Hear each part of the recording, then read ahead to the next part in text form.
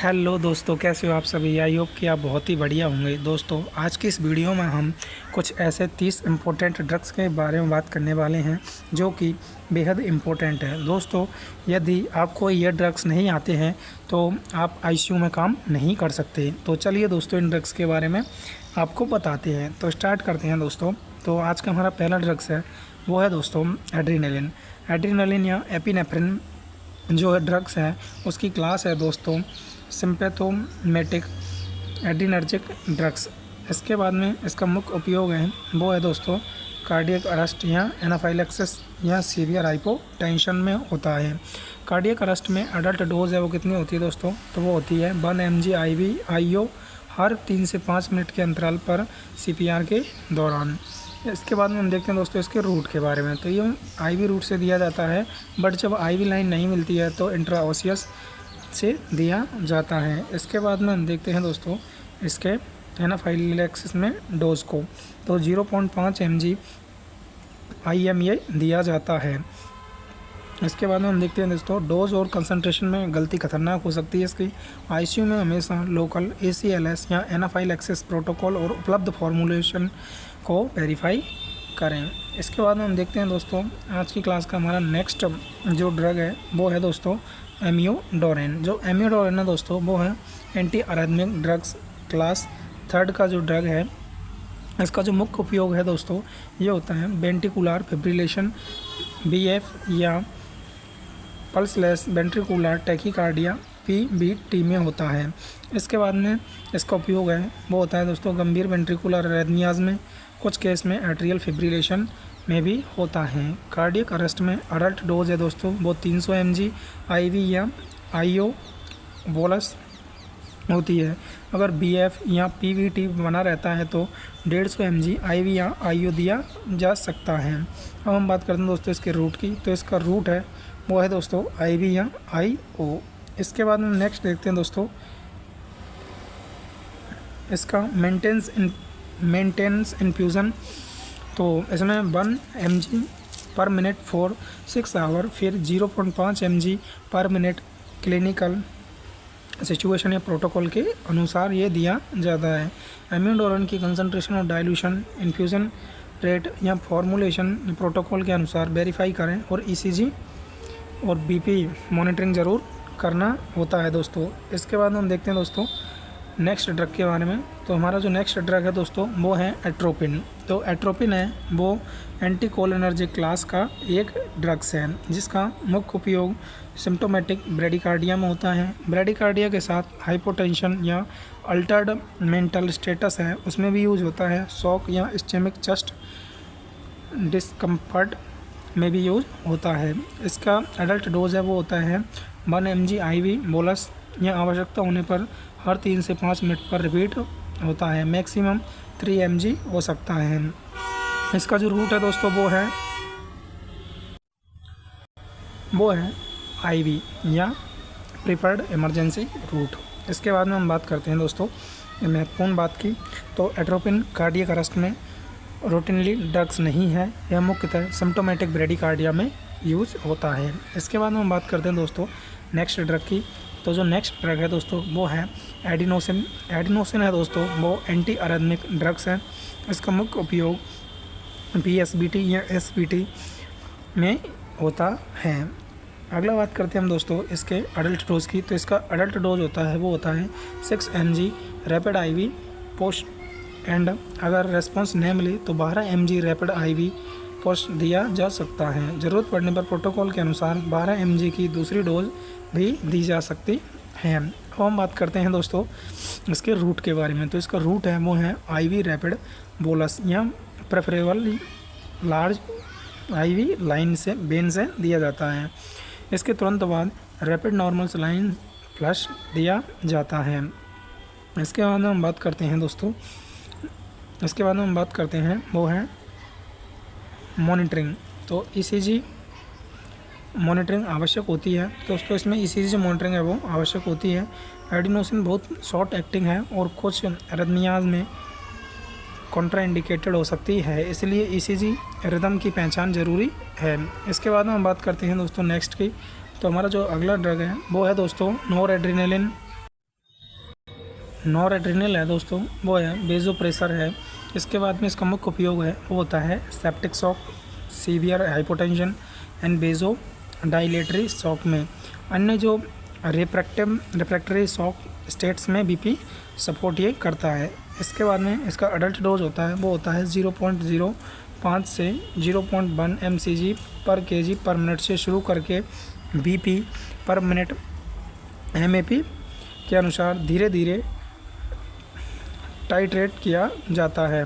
इसके बाद हम देखते हैं डोज पेशेंट रेस्पॉन्स और ICU प्रोटोकॉल के अनुसार बदलती रहती है, तो ये ध्यान रखें दोस्तों। इसके बाद हम बात करते हैं इसके रूट्स के बारे में। तो इसका रूट है दोस्तों IV continuous infusion, preferably central venous assess या पेरिफेरल IV से शुरुआत इमरजेंसी में की जा सकती है, लेकिन साइट को क्लोजली मॉनिटर करना चाहिए।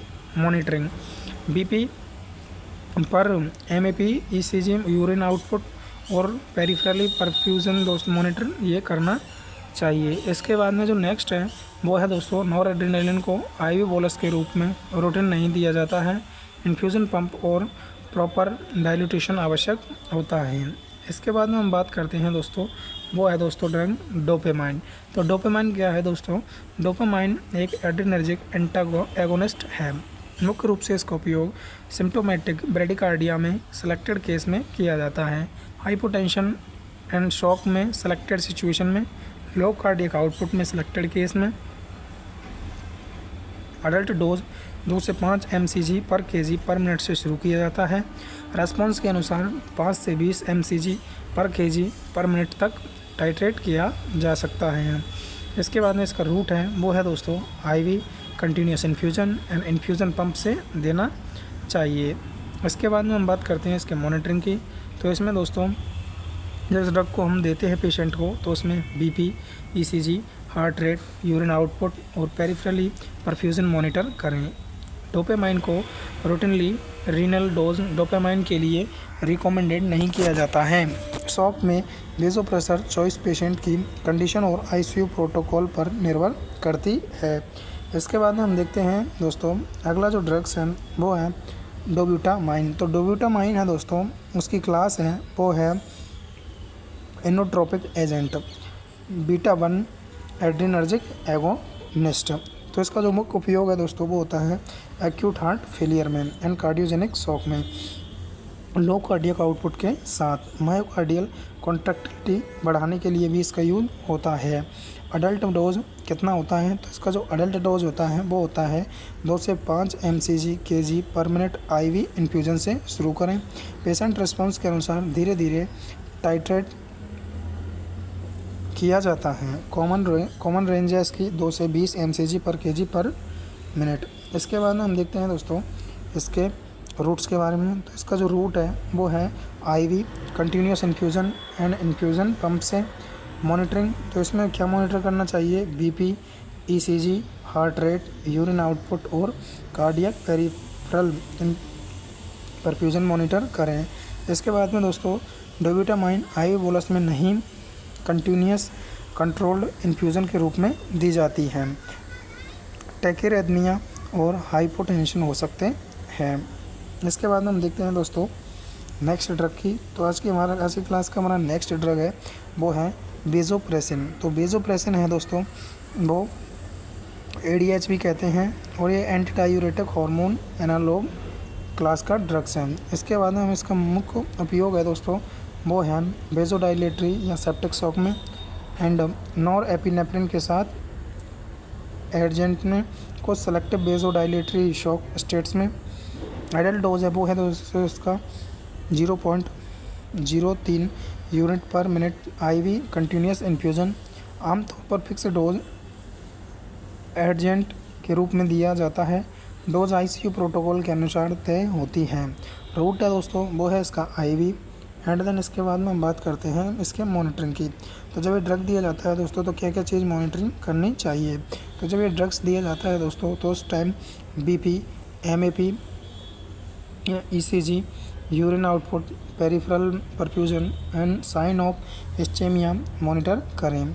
कार्डियक अरेस्ट में वेज़ोप्रेशन को रूटीन एड्रेनालिन के रिप्लेसमेंट के रूप में वर्तमान ACLS प्रोटोकॉल में रिकमेंडेड नहीं किया जाता है। सीवियर पेरिफेरल या मेसेंट्रिक इस्चेमिया का रिस्क हो सकता है। इसके बाद हम बात करते हैं दोस्तों हमारा नेक्स्ट ड्रग की। तो आज की क्लास का हमारा नेक्स्ट ड्रग है वो है दोस्तों नाइट्रोग्लिसरीन। नाइट्रोग्लिसरीन है दोस्तों वो नाइट्रेट क्लास का ड्रग्स है। इसका मुख्य उपयोग एक्यूट कोरोनरी सिंड्रोम ACS में चेस्ट पेन में किया जाता है। एक्यूट पल्मोनरी एडिमा या एक्यूट हार्ट फेलियर में हाइपरटेंसिव पेशेंट्स में ये यूज़ होता है। BP रिडक्शन के लिए सेलेक्टेड कार्डियक इमरजेंसीज में ये यूज़ होता है। इसके बाद हम इसके अडल्ट डोज की बात करते हैं। तो इसका जो अडल्ट डोज है वो है 5 mcg पर मिनट से शुरू करें और BP और सिम्टम्स के अनुसार धीरे धीरे टाइट्रेट किया जाता है। इसके बाद हम बात करते हैं इसके रूट्स की। तो इसका रूट्स है वो है IV continuous infusion, sublingual tablet और स्प्रे भी ACS में उपयोग हो सकता है, लेकिन ICU में IV इन्फ्यूज़न सेलेक्टेड पेशेंट्स में दिया जाता है। मॉनिटरिंग, तो इसमें क्या क्या मॉनिटर करना चाहिए? BP, HR, heart rate, ECG और चेस्ट पेन मॉनिटर करें। हाइपोटेंशन, राइट वेंट्रिकुलर इन्फेक्शन या रीसेंट PDE5 इनहिबिटर यूज़ जैसे स्लाइडिन, अल्फी, टेडाल्फी में नाइट्रोग्लिसरीन कॉन्ट्राइंडिकेटेड हो सकता है। इसके बाद में हम बात करते हैं दोस्तों नेक्स्ट। तो अगला जो ड्रग्स है वो है फ्रोसामाइड। फ्रोसामाइड क्या होता है दोस्तों? ये एक लूप डायूरेटिक्स है। इसका मुख्य उपयोग acute pulmonary oedema, acute heart failure में फ्लूइड ओवरलोड या सीवियर एडिमा या फ्लूइड रिटेंशन में इसका यूज़ है वो होता है। इसके बाद में इसका अडल्ट डोज की बात करते हैं दोस्तों। तो वो होता है 20 से 40 mg IV initiation dose, commonly used. Response के अनुसार डोज बढ़ाई जा सकती है। रूट है इसका दोस्तों IV स्लो इंजेक्शन एंड ज़रूरत के अनुसार IV इन्फ्यूज़न भी दिया जा सकता है। इसके बाद हम बात करते हैं इसमें क्या क्या मॉनिटर करना चाहिए। तो BP, urine output, serum potassium and sodium, renal function, fluid balance and hypotension, dehydration और इलेक्ट्रोलाइट इम्बैलेंस का रिस्क रहता है। डोज पेशेंट्स की रीनल फंक्शन और प्रीवियस डायूरेटिक यूज़ के अनुसार निर्धारित की जाती है। इसके बाद हम देखते हैं नेक्स्ट ड्रग के बारे में। तो वो है मॉर्फिन। मॉर्फिन एक ओपियोइड एनाल्जेसिक है जिसका उपयोग सीवियर एक्यूट पेन या सेलेक्टेड केस में सीवियर डिस्पनिया या पेलिएटिव सिम्टम्स रिलीफ में किया जाता है एंड ACS में रूटीन यूज़ नहीं, केवल सेलेक्टेड पेशेंट्स में जब क्लिनिकली इंडिकेटेड हो। इसके बाद हम बात करते हैं वो है अडल्ट डोज की। तो अडल्ट डोज कितना होता है? 2 से 4 mg IV स्लोली, फिर रेस्पॉन्स के अनुसार छोटे या इंक्रीमेंट्स में टाइट्रेट किया जाता है। अब हम बात करते हैं इसके रूट की। तो इसका रूट है वो है IV स्लो इंजेक्शन। कुछ परिस्थितियों में IM या SC भी, लेकिन एक्यूट ICU सेटिंग में IV अधिक कंट्रोलेबल है। इसके बाद हम बात करते हैं मॉनिटरिंग की। तो इस ड्रग को जब हम देते हैं उस टाइम पे हमें respiratory rate, SpO2, BP, heart rate या लेवल ऑफ कॉन्शियसनेस है वो मॉनिटर करना चाहिए। इसके बाद हम बात करते हैं हमारे नेक्स्ट ड्रग की। तो हमारा नेक्स्ट ड्रग है वो है मिडाज़ोलाम। मिडाज़ोलाम की जो क्लास है वो है बेंजोडाइजेपिन। इसका जो मुख्य उपयोग है वो है सीजर, स्टेटस एपिलेप्टिकस में, सेलेक्टेड सिचुएशन या प्रोसीजरल सीडेशन, मैकेनिकल वेंटिलेशन में सीडेशन में होता है। अब हम बात करते हैं इसके डोज के बारे में। तो इसका अडल्ट डोज होता है वो होता है 1 से 2.5 mg IV धीरे धीरे, फिर क्लिनिकली रेस्पॉन्स के अनुसार छोटे इंक्रीमेंट्स में टाइट्रेट किया जाता है। कंटिन्यूस ICU सीडेशन में डोज पेशेंट्स रेस्पॉन्स और लोकल प्रोटोकॉल के अनुसार तय की जाती है। इसके बाद हम बात करते हैं दोस्तों वो है इसका रूट की। तो जो इसका रूट है वो है IV, IM या कुछ इमरजेंसी सिचुएशन में IM यूज़ होता है, नहीं तो इसको IV देते हैं। मॉनिटरिंग, तो इसमें respiratory rate, SpO2, BP, heart rate या लेवल ऑफ कॉन्शियसनेस इसमें भी सेम देखे जाते हैं। इसके बाद हम बात करते हैं दोस्तों लोराज़ेपाम की। तो लोराज़ेपाम है वो क्या है दोस्तों, ये भी बेंजोडाइज़ेपिन का एक ड्रग है। इसका जो मुख्य उपयोग है वो स्टेटस एपिलेप्टिकस, एक्यूट सीजर या सीवियर एंजाइटी एजिटेशन में सेलेक्टेड केस में यूज़ होता है, सीडेशन में सेलेक्टेड सिचुएशन में। एंड इसका जो डोज होता है, इसका अडल्ट डोज होता है वो होता है स्टेटस एपिलेप्टिकस का 0.1 mg पर kg IV and maximum 4 mg पर डोज हो सकता है। सीजर जारी रहने पर प्रोटोकॉल के अनुसार रिपीट किया जा सकता है। Route IV slow injection IM route भी उपलब्ध है, लेकिन स्टेटस एपिलेप्टिकस में IV प्रिफर्ड होता है। इसके बाद हम बात करते हैं दोस्तों मॉनिटरिंग की। तो इसमें मॉनिटर किया जाता है same respiratory rate, SpO2 rate and BP, heart rate and the level of consciousness. इसके बाद हम बात करते हैं दोस्तों मैग्नीशियम सल्फेट MgSO4 की। तो मैग्नीशियम सल्फेट है वो एंटी अरेथमेटिक ड्रग्स हैं। इसका उपयोग है वो टोरसेट्स, डीप पॉइंट या सीवियर हाइपोग्लाइसेमिया या एक्लेम्सिया में सीजर प्रिवेंशन और ट्रीटमेंट में किया जाता है। कुछ सिलेक्टेड केस में सीवियर अस्थमा में भी इसका यूज़ है वो किया जाता है। इसके बाद हम देखते हैं इसके अडल्ट डोज की। तो टोरसेट डी पॉइंट में इसका डोज होता है वो होता है 1 से 2 ग्राम IV। आमतौर पर 10 से 20 मिनट में दिया जाता है। कार्डियक अरेस्ट में प्रोटोकॉल के अनुसार अधिक रैपिड एडमिनिस्ट्रेशन किया जा सकता है। इसके बाद हम देखते हैं इसके रूट्स की। तो इसका रूट्स है वो है IV, IM विशेष एक्लेम्सिया प्रोटोकॉल्स में यूज होता है। इसके बाद हम बात करते हैं इसमें मॉनिटरिंग की। तो ECG monitoring, BP monitoring, respiratory rate monitoring या deep tendon reflex monitoring, serum magnesium monitoring, renal function monitor है वो करना चाहिए। इसके बाद हम बात करते हैं दोस्तों कैल्शियम ग्लूकोनेट की। तो जो कैल्शियम ग्लूकोनेट है वो कैल्शियम साल्ट का एक ड्रग है, जिसका मुख्य उपयोग सीवियर हाइपर कैलेमिया में कार्डियक मेम्ब्रेन स्टेबलाइजेशन में किया जाता है। सिम्टोमेटिक सीवियर हाइपोकैल्सीमिया में भी किया जा सकता है। हाइपर कैलेमिया में ECG चेंजेस होने पर इमरजेंसी ट्रीटमेंट का हिस्सा है। अडल्ट डोज है इसका हाइपर कैलेमिया में विद ECG चेंजेस, तो वो है दोस्तों 10 ml of 10% calcium gluconate IV। ECG के अनुसार रेस्पॉन्स न मिले तो प्रोटोकॉल के अनुसार रिपीट किया जा सकता है। इसके बाद में हम बात करते हैं दोस्तों इसके रूट की।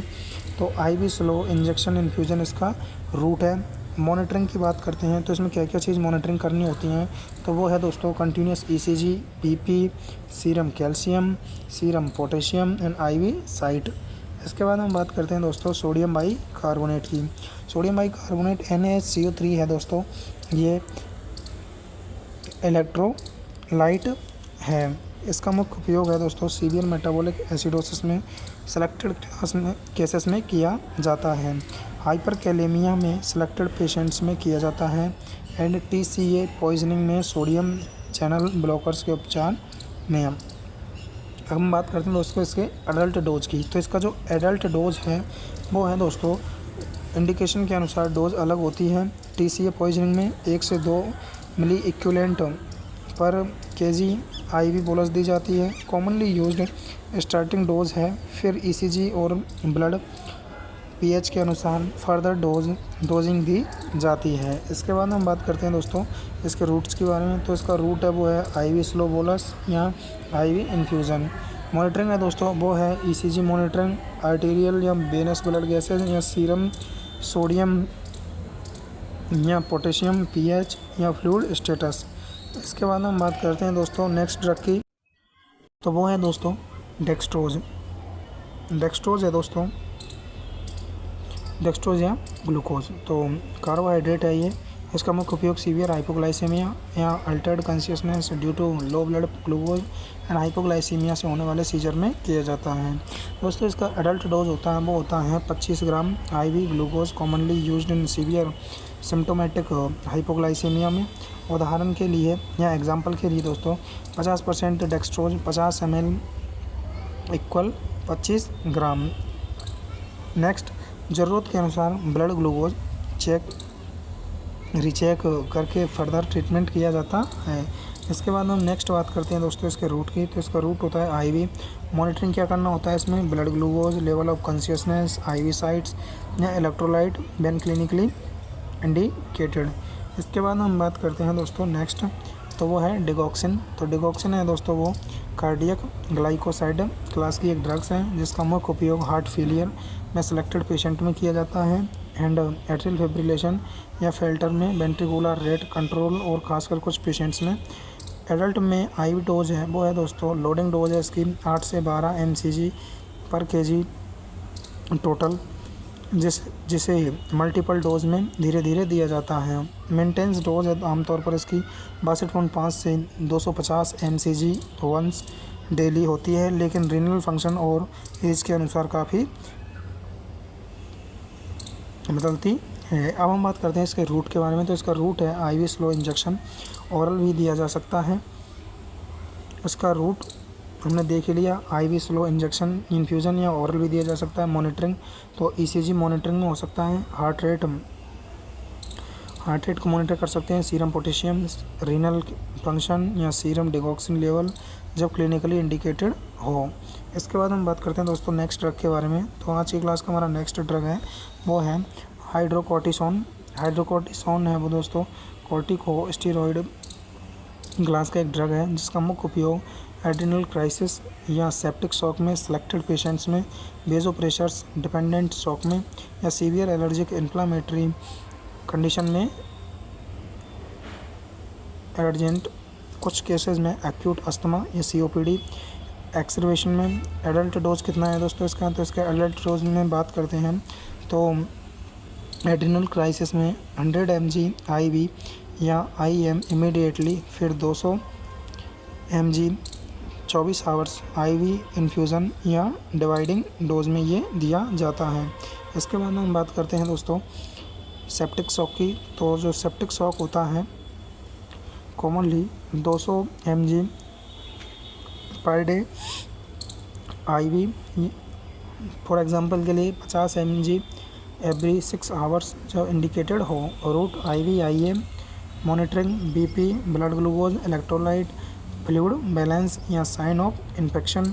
इसके बाद हम बात करते हैं दोस्तों नेक्स्ट के बारे में। तो जो हमारा नेक्स्ट ड्रग है वो है डेक्सामीथासोन। डेक्सामीथासोन है वो कॉर्टिकोस्टेरॉइड्स का क्लास का एक ड्रग्स है जिसका मुख्य उपयोग सीवियर इन्फ्लेमेटरी एलर्जिक कंडीशंस में एडजेंट के रूप में होता है। Cerebral oedema, acute airway oedema में सिलेक्टेड केस में और कुछ सीवियर रेस्पिरेटरी इन्फ्लेमेटरी कंडीशन में इसका यूज़ होता है। अब हम बात करते हैं इसके अडल्ट डोज की। तो इसका डोज इंडिकेशन के अनुसार बदलती रहती है। कॉमन इमरजेंसी डोज है वो 4 से 8 mg IV या IM है। स्पेसिफिक कंडीशन में इसे अलग डोज हो सकती है। इसके बाद हम बात करते हैं दोस्तों इसके रूट की। तो इसका रूट है वो है IV IM। मॉनिटरिंग क्या करना होता है इसमें? तो मॉनिटर करना होता है इसमें blood glucose, BP, electrolyte, sign of infection and mental status. इसके बाद हम बात करते हैं दोस्तों नेक्स्ट, जो नेक्स्ट ड्रग है वो है रेगुलर इंसुलिन। तो रेगुलर इंसुलिन है वो शॉर्ट एक्टिंग इंसुलिन क्लास का एक ड्रग्स है जिसका उपयोग सीवियर हाइपर ग्लाइसीमिया या डायबिटिक कीटोएसिडोसिस या हाइपरकैलेमिया में ग्लूकोज के साथ पोटेशियम को सेल में शिफ्ट करने के लिए किया जाता है। अडल्ट डोज की बात करते हैं हम इसमें। तो DKA आमतौर पर 0.1 यूनिट kg पर हावर्स IV इन्फ्यूज़न दिया जाता है and hyperkalaemia commonly 10 unit IV regular insulin plus glucose institutional protocol के अनुसार है ये दिया जाता है। इसका जो रूट है दोस्तों वो IV है या सेलेक्टेड सिचुएशन में सबक्यूटेनियस भी दिया जा सकता है। इसके बाद हम बात करते हैं इसके मॉनिटरिंग की। तो इसको देते टाइम क्या मॉनिटर करना चाहिए? तो इसको देने के टाइम है वो हमें मॉनिटर करना चाहिए blood glucose, serum potassium, ECG and fluid and electrolyte करने चाहिए। इसके बाद हम बात करते हैं पोटेशियम क्लोराइड की। जो पोटेशियम क्लोराइड है वो इलेक्ट्रोलाइट या पोटेशियम सप्लीमेंट क्लास का एक ड्रग्स है जिसका उपयोग है वो सीवियर हाइपोकैलेमिया में एंड हाइपोकैलेमिया के कारण अरिथमिया का रिस्क होने पर पोटेशियम रिप्लेसमेंट किया जाता है। अडल्ट डोज है वो डोज सीरम पोटेशियम और क्लिनिकल कंडीशन के अनुसार निर्धारित की जाती है। आईवी रिप्लेसमेंट में कॉमनली 10 से 20 मिली इक्विवेलेंट पर हावर दिया जाता है। सीवियर केस में हायर रेट्स केवल कंटिन्यूस ईसीजी मॉनिटरिंग और आईसीयू प्रोटोकॉल के तहत दी जाती हैं। इसके बाद हम बात करते हैं इसके रूट के बारे में। तो इसका जो रूट है वो है दोस्तों आईवी इन्फ्यूज़न हमेशा डाइल्यूट करके या ओरल रूट भी पॉसिबल है, अलग पेशेंट ले सकता हो अगर पेशेंट ले सकता है। तो मॉनिटरिंग क्या है दोस्तों इसकी, तो इसमें मॉनिटरिंग करना होता है continuous ECG, serum potassium, renal function and IV site. इसके बाद हम बात करते हैं दोस्तों वो है कैल्शियम क्लोराइड। कैल्शियम क्लोराइड का जो क्लास है वो है दोस्तों इलेक्ट्रोलाइट या calcium salt. Severe hyperkalemia with ECG changes या severe hypokalemia, hypocalcemia, calcium channel blocker, CCB toxicity या हाइपर मैग्नीशियमिया में सेलेक्टेड इमरजेंसी हैं। इसके बाद हम बात करते हैं दोस्तों अडल्ट डोज की। तो अडल्ट डोज है वो 10% कैल्शियम क्लोराइड 10 ml आईवी दिया जाता है। हाइपर कैलेमिया या सीसीबी टॉक्सिसिटी में क्लिनिकल रेस्पॉन्स और प्रोटोकॉल के अनुसार रिपीट या इन्फ्यूज़न किया जा सकता है। इसके बाद हम बात करते हैं इसके रूट के बारे में। तो इसका रूट है दोस्तों आईवी प्रेफरेबली आईवी दिया जाता है या सेंट्रल वेनस असेस, क्योंकि एक्स्ट्रा वेसेशन से सीवियर टिश्यू इंजरी हो सकती है, इसलिए दोस्तों आईवी दिया जाता है। मॉनिटरिंग क्या करना होता है इसमें continuous ECG, BP and serum calcium and IV site. इसके बाद में हम बात करते हैं नेक्स्ट ड्रग के बारे में। तो नेक्स्ट ड्रग है वो है दोस्तों हमारा एफेड्रिन। एफेड्रिन है वो वेज़ोप्रेशर है। इसका उपयोग है वो एक्यूट हाइपोटेंशन में, विशेषकर एनेस्थीसिया या स्पाइनल एनेस्थीसिया से संबंधित हाइपोटेंशन में किया जाता है। ब्रेडिकार्डिया के साथ हाइपोटेंशन में सेलेक्टेड केस में भी किया जा सकता है। इसका जो अडल्ट डोज है वो है दोस्तों 5 से 10 mg आईवी बोलस रेस्पॉन्स के अनुसार रिपीट किया जा सकता है। इसके बाद में हम बात करते हैं दोस्तों रूट के बारे में। तो इसका रूट है वो है आईवी बोलस या आईएम सब क्यूटेनियस। आईएम दे सकते हैं, आईवी दे सकते हैं, सब क्यूटेनियस भी दे सकते हैं। इसके बाद में हम बात करते हैं दोस्तों तो इसके जो मॉनिटरिंग क्या करनी चाहिए, तो इसमें मॉनिटरिंग करना चाहिए बीपी, एचआर, ईसीजी और एसपीओ2। इसके बाद में हम बात करते हैं वायु, तो वो है फेनाइलेफ्रिन। जो ड्रग्स है उसकी क्लास है सेलेक्टिव अल्फा एड्रेनर्जिक एगोनिस्ट। इसका जो मुख्य उपयोग है वो है एक्यूट हाइपोटेंशन या वेज़ोडाइलेटरी हाइपोटेंशन या एनेस्थीसिया रिलेटेड हाइपोटेंशन या सिलेक्टेड केस में वेज़ोप्रेशर सपोर्ट में किया जाता है। इसका जो अडल्ट डोज है वो होता है 50 से 200 mcg, ज़रूरत के अनुसार रिपीट किया जा सकता है। आईवी इन्फ्यूज़न लगभग 0.5 से 1.4 mcg पर kg पर मिनट पीपी के अनुसार टाइट्रेट होता है। इसके बाद हम बात करते हैं इसके रूट के बारे में। तो इसका जो रूट है वो है आईवी बोलस या आईवी कंटिन्यूस इन्फ्यूज़न। इसमें हमको मॉनिटर क्या करना होता है, तो हमको मॉनिटर करना होता है बीपी, ईसीजी, एचआर या पेरिफेरल परफ्यूजन या यूरिन आउटपुट। इसके बाद हम बात करते हैं दोस्तों हमारे नेक्स्ट क्वेश्चन है नेक्स्ट ड्रग के बारे में। वो है एस्मोलोल। एस्मोलोल है वो short acting selective beta 1 blocker है। इसका मुख्य उपयोग है वो सुप्रावेंट्रिकुलर टैकीकार्डिया, एसवीटी या एट्रियल फिब्रिलेशन या फिल्टर में रैपिड वेंट्रिकुलर रेट या सिलेक्टेड केस में एक्यूट टैकीकार्डिया और हाइपोटेंशन में किया जाता है। अब हम बात करते हैं इसके अडल्ट डोज की। तो जो इसका अडल्ट डोज है वो है दोस्तों 500 mcg पर kg आईवी ओवर 1 मिनट, फिर 50 mcg पर kg पर मिनट आईवी इन्फ्यूजन से शुरू करके रेस्पॉन्स के अनुसार टाइट्रेट किया जा सकता है। अब हम बात करते हैं इसके रूट की, तो वो है आईवी कंटिन्यूस इन्फ्यूज़न। अब हम बात करते हैं इसमें क्या क्या मॉनिटर है वो करना चाहिए। तो इसमें दोस्तों हमें मॉनिटर करना चाहिए continuous ECG, BP, heart rate and sign of heart failure. इसके बाद हम बात करते हैं दोस्तों नेक्स्ट ड्रग की। तो आज की क्लास का हमारा नेक्स्ट ड्रग है वो है दोस्तों लेबिटोलॉल। लेबिटोलॉल है वो alpha 1 plus beta adrenergic blocker है। इसका मुख्य उपयोग सीवियर एक्यूट हाइपरटेंसिव इमरजेंसी में सेलेक्टेड सिचुएशन में किया जाता है एंड कुछ केस में एक्यूट एरोटिक सिंड्रोम में बीपी या एचआर कंट्रोल में किया जाता है। इसका जो एडल्ट डोज है वो होता है 20 mg IV slowly over 2 minutes. ज़रूरत होने पर 40 से 80 mg IV हर मिनट में दिया जाता है या रिपीट किया जाता है। इसका जो मैक्सिमम क्यूमुलेटिव डोज है वो है 300 mg। इसके बाद हम बात करते हैं इसके रूट के बारे में। तो इसका रूट है स्लो बोलस या IV इन्फ्यूज़न भी सेलेक्टेड केस में।